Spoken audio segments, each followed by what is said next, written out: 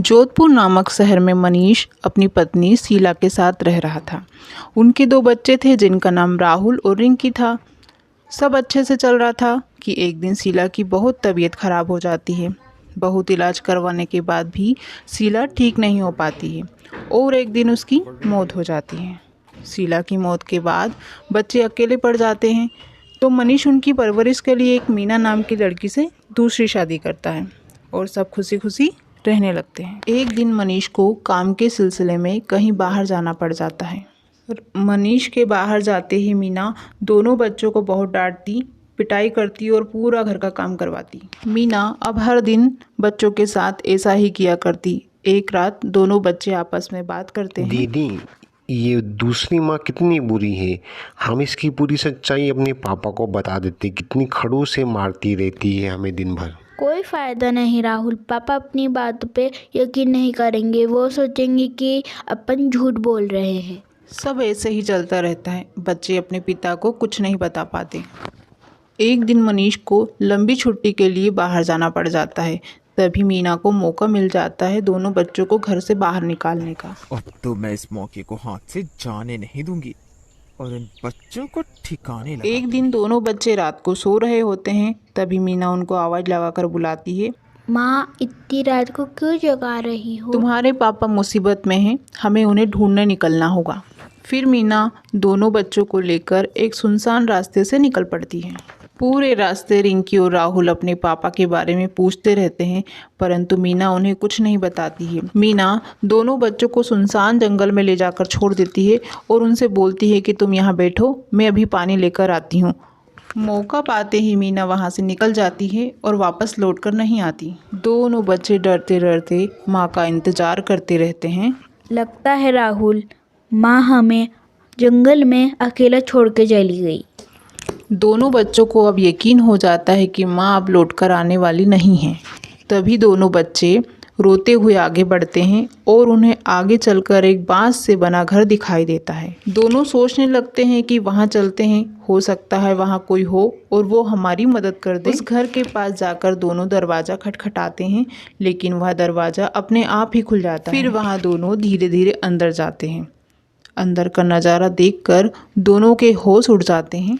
उस घर के अंदर एक बड़ा सा पिंजरा होता है जिसमें बहुत सारे बच्चे कैद होते हैं। इतने सारे बच्चे पिंजरे में क्या कर रहे हैं? तुम दोनों कौन हो और यहाँ क्या कर रहे हो? जल्दी से कहीं छुप जाओ, वरना वो चुड़ैल तुम्हें भी कैद कर देगी। ये चुड़ैल का घर है, वो बच्चों को कैद करके रखती है ताकि उसके पास पूरे 21 बच्चे हो जाए और वो बच्चों की बलि चलाकर सबसे ताकतवर चुड़ैल बन जाए। वो बच्चों को पकड़ने ही गई है, वो आ रही है, जल्दी से छुप जाओ। तभी अचानक से किसी के आने की आहट होती है। आ गई, वो आ गई, जल्दी से छुप जाओ तुम दोनों। रिंकी और राहुल एक ड्रम में छुप जाते हैं। तभी बांस का दरवाज़ा खुलता है और चुड़ैल वहाँ से एक बच्चे को लेकर अंदर आती है और उस पिंजरे में कैद कर देती है। अब जल्दी से मेरे पास बच्चे पूरे हो जाएंगे और मैं उनकी बलि चढ़ाकर सबसे ताकतवर बन जाऊंगी। रिंकी और राहुल दोनों ड्रम के अंदर से उस चुड़ैल को देखते रहते हैं और देखकर ही बहुत डर जाते हैं। फिर वह चुड़ैल उस घर से बाहर निकलकर सो जाती है। उसके जाने के बाद रिंकी और राहुल बाहर निकलते हैं। तुम दोनों यहाँ से चले जाओ, नहीं तो वो चुड़ैल तुम्हें भी आके पकड़ लेगी। नहीं, हम दोनों तुम्हें आज़ाद करके ही यहाँ से जाएंगे, इससे पहले नहीं जाएंगे। चुड़ैल को मारना बहुत मुश्किल है क्योंकि यह घर बांस का बना हुआ है और एक बांस में उसकी जान बसी है। यदि तुम उसे ढूंढकर तोड़ दोगी तो चुड़ैल मर जाएगी। रिंकी राहुल से बोलती है कि तुम चुड़ैल पर नज़र रखो, मैं बांस को चोट मारती हूँ। जैसे ही चुड़ैल को कुछ दर्द हो या हलचल हो तो मुझे बता देना। इसके बाद रिंकी एक एक बांस को चोट मारती है, लेकिन चुड़ैल को कोई फ़र्क नहीं पड़ता है। दीदी जल्दी करो, वो चुड़ैल जग जाएगी। उन दोनों बच्चों की आवाज़ से चुड़ैल जाग जाती है और घर के अंदर आ जाती है। दोनों बच्चों को देखकर चुड़ैल बहुत खुश होती है कि मेरे 21 बच्चे पूरे हो जाएंगे, अब मैं इन सब की बलि देकर बहुत ताकतवर बन जाऊंगी। फिर चुड़ैल राहुल की गर्दन पकड़कर उसे पिंजरे में कैद कर देती है। अब तेरी बारी है लड़की।